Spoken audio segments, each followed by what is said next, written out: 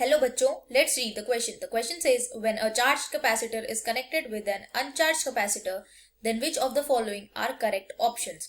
First option is the magnitude of charge on the charged capacitor decreases.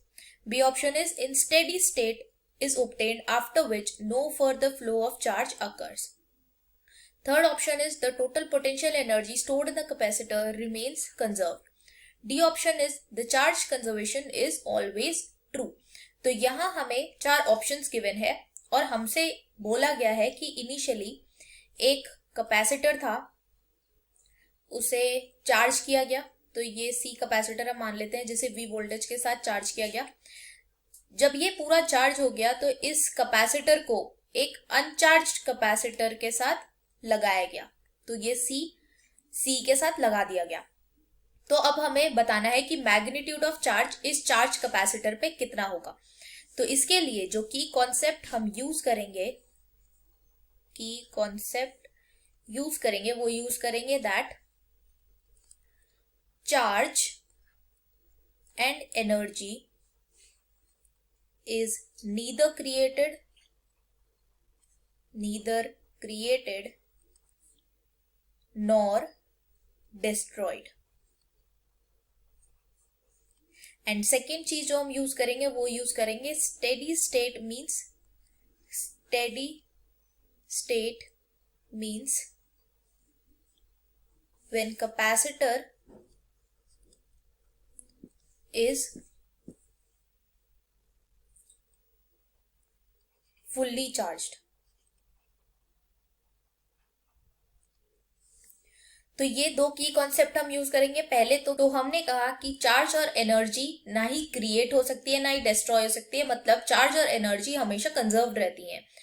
और दूसरी चीज जो हमने कही कि जो स्टेडी स्टेट होता है उसका मतलब ये है कि जिस पॉइंट ऑफ टाइम पे कैपेसिटर फुल्ली चार्ज है तो उस केस को हम बोलते हैं कि वो स्टेडी स्टेट में है।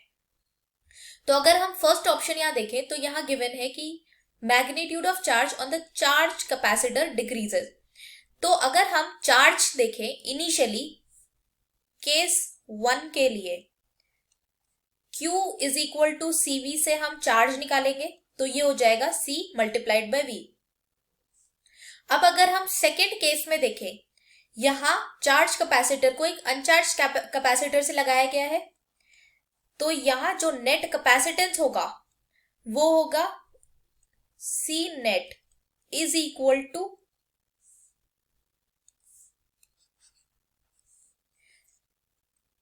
यहां चार्ज कैपेसिटर को यहां सीरीज में लगाया गया है, तो सीरीज में अगर हमें नेट कैपेसिटेंस लिखना हो तो वो लिखेंगे 1/C net is equal to 1/C1 plus 1/C2। तो मतलब इसकी वैल्यू हो जाएगी C/2, that will be equal to C net।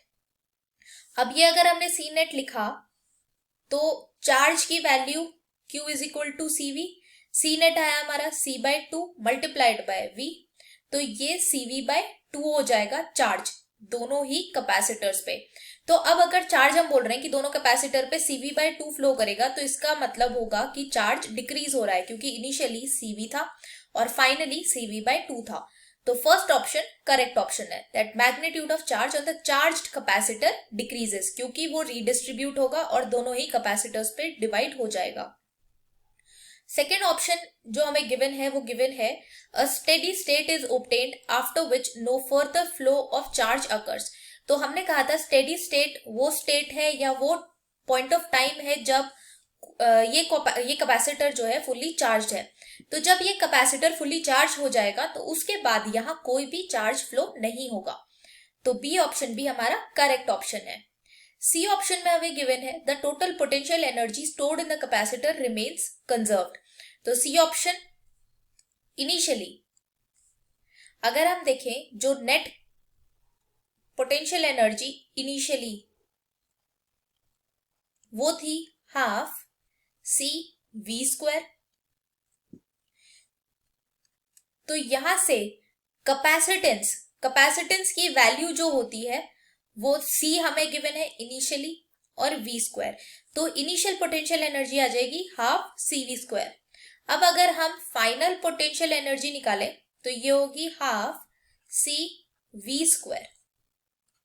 तो यहाँ सी नेट की वैल्यू थी C/2 फाइनल कंडीशन में, क्योंकि वो सीरीज में लगाए हुए थे, तो ये हो जाएगा 1/4 CV²। तो इससे हम देख सकते हैं कि जो पोटेंशियल एनर्जी है, पोटेंशियल एनर्जी विल डिक्रीज, क्योंकि यहाँ एक कैपेसिटर एक्स्ट्रा ऐड हो रहा है जो अपनी तरफ एनर्जी को लेगा। तो इस वजह से यहाँ टोटल पोटेंशियल एनर्जी में कैपेसिटर की डिक्रीमेंट आएगा। यहाँ हमने की कॉन्सेप्ट में कहा था कि एनर्जी और चार्ज क्रिएट नहीं हो सकते और डिस्ट्रॉय नहीं हो सकते हैं, बट ये किस केस में रहता है, जब हम कोई एक्सटर्नल फोर्स नहीं लगा रहे हैं, या फिर हम एक्स्ट्रा कोई एनर्जी दे रहे या ले रहे नहीं है। तो इसलिए ये सी ऑप्शन हमारा गलत ऑप्शन है, क्योंकि यहाँ पोटेंशियल एनर्जी में डिक्रीमेंट आएगा। तो यहाँ पोटेंशियल एनर्जी कैपेसिटर में कंजर्व नहीं रहेगी, वो डिक्रीज हो जाएगी।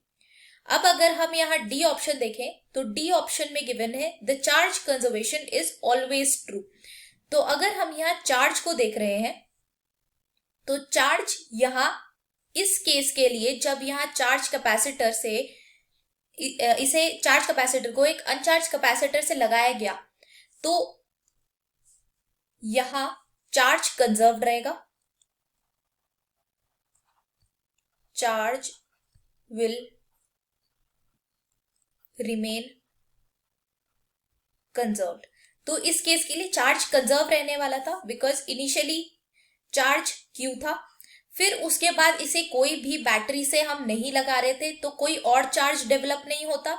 जो ये क्यू चार्ज था वही दोनों ही कैपेसिटर्स पे फ्लो करता, ये और ये दोनों ही कैपेसिटर्स पे ये चार्ज फ्लो करता और डिवाइड होता। तो इसलिए हम कह सकते हैं कि इस केस के लिए चार्ज कंजर्व रहेगा। तो इसके लिए हम बोल सकते हैं charge conservation is always true. तो ये ऑप्शन भी हमारा सही है। तो हम देख सकते हैं ए, बी और डी, ये तीन ऑप्शंस है जो हमारे करेक्ट ऑप्शंस है। I hope you understood this well. Thank you so much. All the best.